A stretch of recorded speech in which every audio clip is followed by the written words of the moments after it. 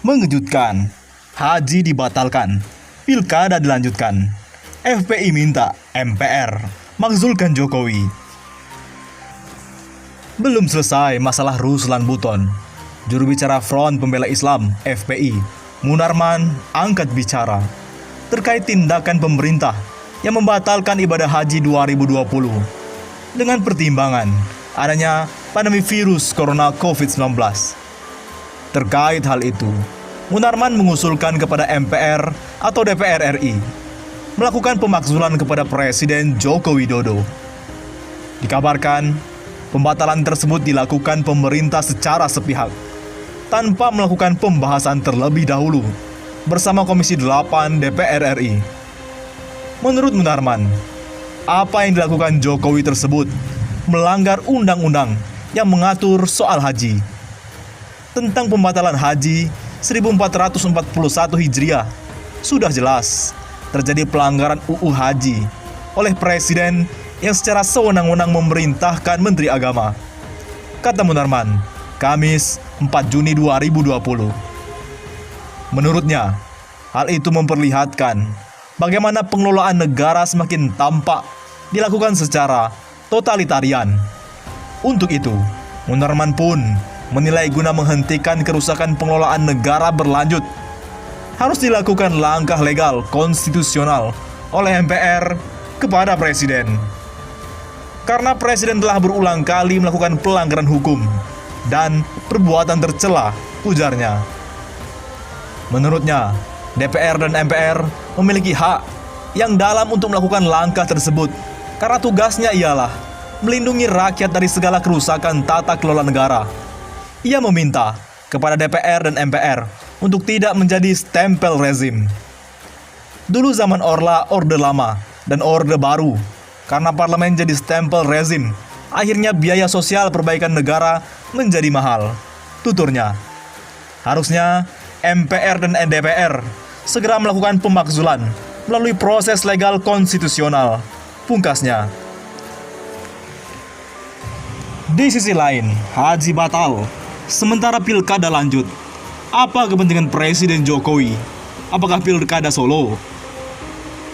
Pemerintah Presiden Joko Widodo melalui Kementerian Agama telah meresmikan membatalkan pemberangkatan ibadah haji tahun 2020. Namun demikian, pelaksanaan pilkada serentak 2020 akan tetap diberlangsungkan pada bulan Desember. Pengamat politik dari Universitas Nasional Jakarta, Saiful Anam, berpendapat pilkada memang cenderung dipaksakan digelar tahun ini, mengingat masih di tengah pandemi COVID-19. Nyata-nyata pilkada Desember termaktub dalam Perpu 2/2020. Tentu itu harus dicari dasar pertimbangannya. Mengapa harus Desember? Kenapa? Ucap Saiful Anam kepada redaksi Rabu 3 Juni. Menurutnya pilkada yang akan digelar di masa COVID-19 berpotensi akan menimbulkan mudarat dibanding manfaat. Atau memang Presiden punya kepentingan tertentu sehingga ingin tetap diselenggarakannya bulan Desember. Misalnya pilkada Solo, agar tetap berlangsung dan segera dilaksanakan. Yang kita tahu, Gibran Raka Buming Raka yang merupakan anak Jokowi juga sebagai bakal calon, kata Saiful. Dengan demikian, Saiful heran pemerintah tetap ngotot ingin melaksanakan pilkada saat virus corona masih mewabah di Indonesia. Itu yang harus menjadi perhatian bersama. Haji saja dibatalkan, kok pilkada malah ada keinginan tetap diselenggarakan bulan Desember. Kecuali Indonesia sudah canggih memakai sistem e-voting seperti negara maju, tutupnya. Haji jadi mainan. Meski diduga ibadah haji akan ditunda tahun ini, namun pembatalan sepihak Kemenak cukup mengejutkan. Yang mereaksi keras justru DPR RI sendiri. Alasannya pembatalan tanpa pembahasan bersama pemerintah dengan Dewan. Padahal agenda pertemuan telah dirancang. Kemenak mengambil keputusan mendahului dengan alasan diminta oleh Presiden. Jadi, penyebab pengambilan keputusan adalah Presiden. Pemerintah Indonesia diduga malah khawatir jika pemerintah Saudi ternyata buka pintu untuk dilaksanakannya ibadah haji tahun 1441 Hijriah dengan keyakinan wabah telah teratasi. Kekhawatiran ini dikaitkan pada persiapan atau penggunaan dana haji. Pemerintah mengusulkan penggunaan dana haji APBN dapat digeser atau dialokasikan untuk mengatasi wabah COVID-19. DPR telah menyetujui dengan catatan pemerintah Saudi memang menutup pelaksanaan ibadah haji. Tanpa menunggu kebijakan pemerintah Saudi, Kemenak telah mengumumkan pembatalan ibadah haji. Akibatnya Dewan meradang. Terkuaklah bahwa hal ini merupakan permintaan dari Presiden. Ada prediksi sesuai Perpu 1 tahun 2020 yang disetujui DPR menjadi UU bahwa penggunaan dana APBN dikaitkan COVID-19 tidak perlu dipertanggungjawabkan secara hukum. Timbul pertanyaan, adakah dana haji APBN sudah digunakan sehingga perlu putusan sepihak dan tergesa-gesa untuk membatalkan haji? Pertemuan Menteri Agama dengan Komisi 8 DPR RI semoga tidak hanya bersifat formalitas atau haji yang menjadi mainan. Keseriusan dituntut sebagaimana Menak menyampaikan bahwa hal ini adalah permintaan Presiden. Artinya, Presidenlah yang bertanggung jawab. DPR menyebut sebagai pelanggaran undang-undang. Hari ini menjadi objek dari fait accompli. Mau tak mau, yang lain harus menyetujui. Sepertinya menjadi kebiasaan pemerintah dengan mengentengkan posisi Dewan. Beberapa perpu adalah contoh. Demikian juga RUU yang baru ditetapkan. Menteri Agama tidak cukup dengan meminta maaf karena nasib 200.000 jamaah yang sudah membayar lunas BPIH menjadi taruhan. Presiden harus diminta keterangan oleh Dewan. Ini adalah bagian dari hak-hak yang dimiliki Dewan. Sekaligus untuk mempertanggungjawabkan kepada rakyat, khususnya jemaah haji, bahwa COVID-19 itu merupakan penyebab semua dapat memaklumi. Akan tetapi, kepastian hukum harus terklarifikasi. Jamaah tidak boleh dirugikan. Dana jamaah tidak boleh terganggu.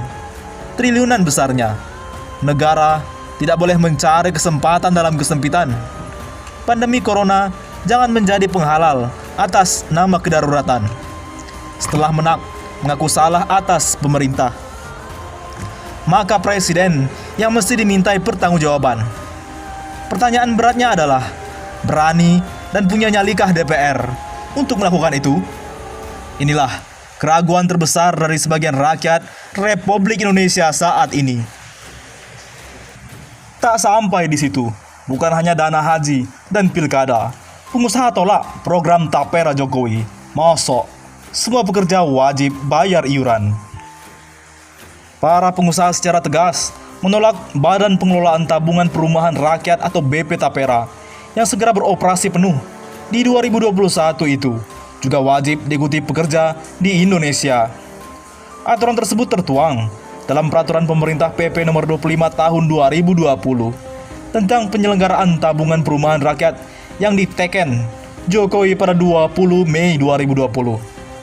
Selain pegawai negeri sipil, para pekerja swasta pun wajib menyetor dana atau iuran sebesar 2,5% dari upah atau gaji setiap bulan.